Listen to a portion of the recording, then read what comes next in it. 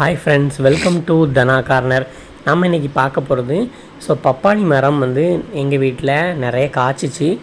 அப்புறம் திடீர்னு பார்த்தா அந்த பூ வர்றது எல்லாமே பிஞ்சு எல்லாமே உதிர்ந்து இந்த மாதிரி கீழே அதுக்கப்புறம் காய்க்கவே வரல. எங்களுக்கு கஷ்டமாக இருந்துச்சு. இந்த மாதிரி கொஞ்சம் காய் கிடக்குது. அதுக்கப்புறம் மேலேன்னு பார்த்தா இந்த மாதிரி நிறைய பூ எல்லாமே உதிர்ந்து போச்சு. அதுக்கு நம்ம ஒரு சிம்பிள் ட்ரிக்ஸ் தான் நம்ம பார்த்தோம்.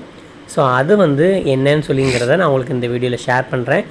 நிறைய பேருக்கு பப்பாளி பூ பூத்து காய் காய்க்காமல் இருக்கவங்களுக்கு இந்த டிப்ஸ் நீங்கள் ஃபாலோ பண்ணிங்கன்னா உங்களுக்கும் உங்கள் மரத்தில் பப்பாளி கொத்து கொத்தாக காய்ச்சி கண்டிப்பாக உங்களுக்கு கொத்து கொத்தாக மாறும். இது 100% ரிசல்ட் எஃபர்ட் தான்.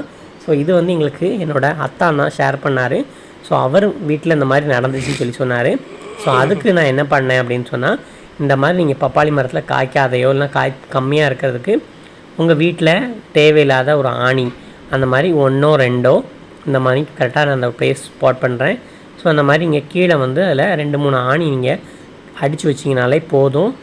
அடித்து நீங்கள் கொஞ்ச நாள்லேயே ஆட்டோமேட்டிக்காக உங்களுக்கு அந்த பூ எல்லாமே உதிராமல் காயாக மாறும். எங்களுக்கு ரிசல்ட் ரொம்ப ரொம்ப பெனிஃபிட்டாக இருந்துச்சு. இந்த மாதிரி திருப்பி மறுபடியும் நல்லா காயாக வர ஆரம்பிச்சிட்டு எங்களுக்கு ரொம்ப ஹாப்பியாக இருந்துச்சு. நான் அதை எங்கள் அத்தானுக்கு ரொம்ப தேங்க்ஸ் சொன்னேன். நீங்களும் உங்களுக்கு இந்த ட்ரிக்ஸ் தெரியலை அப்படின்னா நீங்கள் ட்ரை பண்ணி பாருங்கள். பார்த்துட்டு நீங்கள் கண்டிப்பாக பயன்பெறுவீங்க. மறக்காமல் கமெண்ட் பாக்ஸில் கமெண்ட் பண்ணுங்கள். இந்த வீடியோ உங்களுக்கு ரொம்ப பிடிச்சிருந்தா லைக் பண்ணுங்கள். இந்த ட்ரிக்ஸை மறக்காமல் ட்ரை பண்ணுங்கள். பப்பாளி பழத்தை உங்கள் கார்டனில் அள்ளிக்கோங்க. Thank you friends. பாய் பாய்.